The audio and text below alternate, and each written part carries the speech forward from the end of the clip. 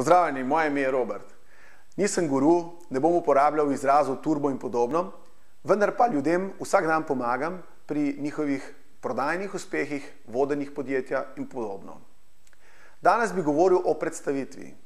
Običajno, ko gremo na sestanek s svojim klientom, imamo pripravljen katalog, nekateri celo cenike in dosti opažam zadnje čase menedžerjev, svetovalcev, se pozabi pripraviti, kaj bodo povedali, torej tekst vaše predstavitve.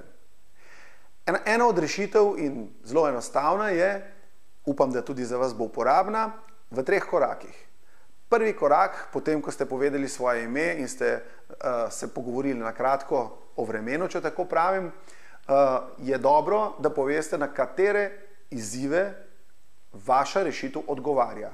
Torej, običajno pomagate ljudem na katerih izzivih. Z drugimi besedami, pripeljete svojega soslušatelja do tukaj, da jim vidi razlog, zakaj bi vas poslušal. Nadaljujete s tem, kako v procesu to izvajate. Zato, ker ljudje ne maramo presenečenj.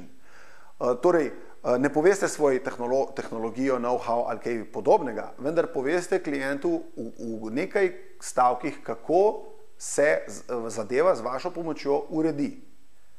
In zadnja, seveda, poveste nekaj o sebi, da utrdite svoj brand name, kako naj rečem, zato, da vam ne zaupajo. Da vam zaupajo že drugi ljudje, boste povedali, zaupajo nam tudi naše reference in tako naprej, mogoče pokazali kakšno rešitev, ki ste jo nekomu že uredili.